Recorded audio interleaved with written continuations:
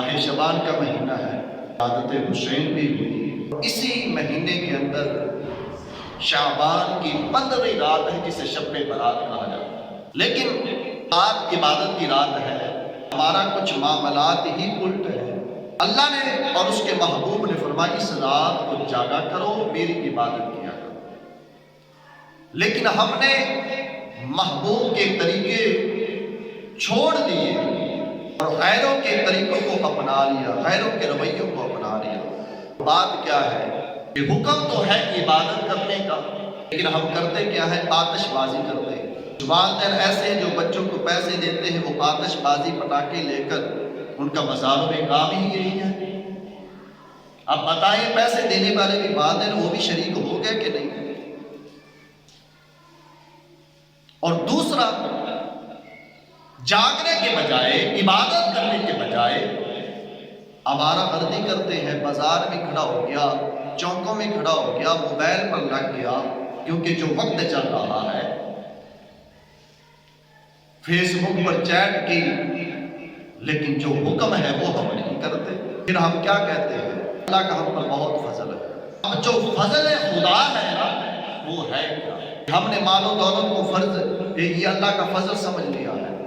دیکھیں نا کہ جس کے پاس مال ہے، آپ اس کے حال پوچھیں نا تو وہ کہتا ہے کہ مجھ پر بہت اللہ کا فضل ہے۔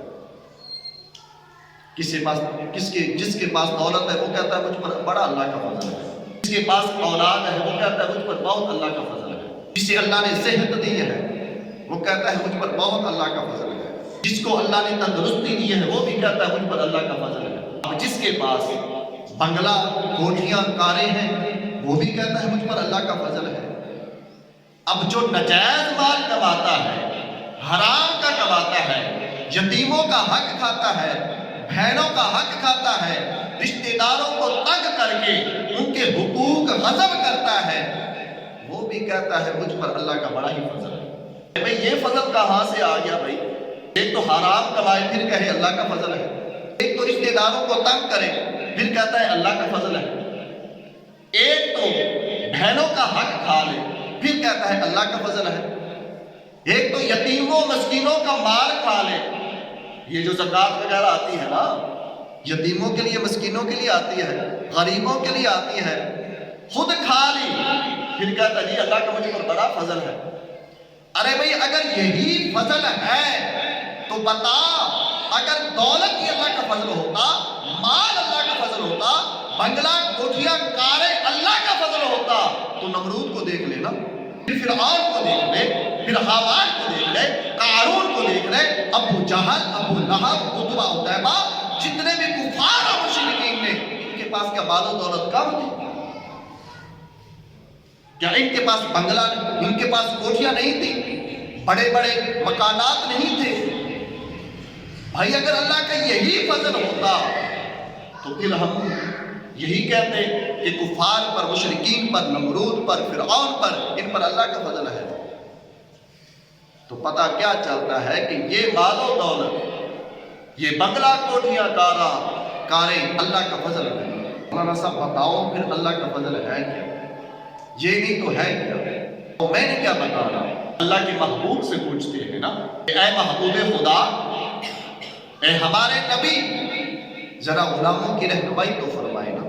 تو آقا کی بارگاہ سے جواب ملتا ہے، جو آقا نے فرمایا ہے وہ یہ فرمایا ہے، والضحیٰ کے چہرے والے نے، واللیل کی زلفوں والے نے، الم نشرح کے سینے والے نے، ما زاغ البصر کے کنجر والے نے، یاسین کے سحر والے نے، حامیم کے کنروں والے نے، والعصر کے زمانے والے نے، آمنہ کے لال نے، صدیق کے یار نے، امت کے غمخوار نے، مدینے کے تاجدار نے، نبیوں کے سردار نے، امت کے والی نے، کائنات کے والی نے، رب کا ماہی، عرشوں کا راہی، آمنہ کے لال نے فرمایا لوگوں سن لو، مال و دولت کو، بنگلہ، کوٹھیاں، کاروں کو اللہ کا فضل سمجھنے والوں، یہ اللہ کا فضل نہیں، اے اللہ کے پیارے محبوب پھر فضل ہے کیا؟ فرمایا جو اللہ کا فضل ہے وہ یہ ہے کہ جس کو اللہ دین کی سمجھ عطا فرمائے، جس کو اللہ دین کی سمجھ عطا فرما دے، فرمایا اس پر اللہ کا فضل ہو گیا۔ محبوب خدا سے ایمان سے ہمیں جو پتہ چلا، مال و دولت اللہ کا فضل نہیں، بنگلہ کوٹیاں کاریں اللہ کا فضل نہیں، تو فضل ہے کیا؟ جسے اللہ کی دین، اللہ اپنے دین کی سمجھ عطا فرما دے، یہ ہے اللہ کا فضل۔ تو اب بتائیں کہ جس کو پھر دین کی سمجھ مل جائے، کیا وہ حرام کاری کرے گا؟ کیا وہ جھوٹ بولے گا؟ کیا وہ کسی پر ظلم کرے گا؟ زیادتی کرے گا؟ کیا وہ سود کا کاروبار کرے گا؟ کیا وہ ملاوٹ والا کام کرے گا؟ کیا وہ کسی کو دھوکہ دے گا؟ کیا وہ بہنوں کا حق کھائے گا؟ کیا وہ زکوٰۃ کھائے گا؟ کیا وہ نمازیں چھوڑے گا؟ جھوٹ بولے گا؟ کیا وہ سارا دن اللہ کی نافرمانی کرے گا؟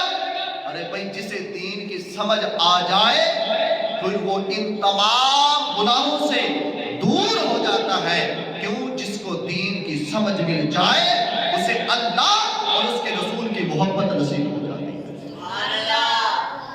جسے دین کی سمجھ مل جائے، کیا وہ پھر گناہوں سے پیار کرے گا کہ نفرت کرے گا؟ دین کی سمجھ جو مل گئی، اسے دین جو نصیب ہو گیا، جسے دین کی سمجھ مل جائے پھر اسے اللہ اور اس کے رسول کی محبت نصیب ہو جائے۔ پھر وہ محبوب خدا کے عظمت کو، شان کو اپنے اس کم عقل کے ترازو پر نہیں تولتا۔ وہ کہتا ہے ارے بھائی، عظمت مصطفیٰ، شان مصطفیٰ تیری میری عقل پر تلنے والی نہیں، یہ تو مقام وہ ہے جو مصطفیٰ کو رب نے عطا کیا ہے، یہ جو شان وہ ہے جو اللہ نے محبوب کو عطا کی ہے۔ وہ نبی کو تولتا نہیں، بولتا نہیں، بس جب بھی بولتا ہے نبی کی شان میں ہی بولتا ہے، نبی کے مقام میں ہی بولتا ہے۔ پھر یہ نہیں کہتا کہ بھئی نبی کو دیوار کے پیچھے کا علم نہیں، پھر وہ یہ کہتا ہے ارے میں نے جس نبی کا کلمہ پڑھا ہے اس محبوب کی شان تو یہ ہے وہ بیٹھے مدینے میں ہو فرش پر اور نظر رکھتے ہیں عرش پر۔ پھر وہ یہ بولتا ہے، پھر محبوب کی وہ شان بیان کرتا ہے۔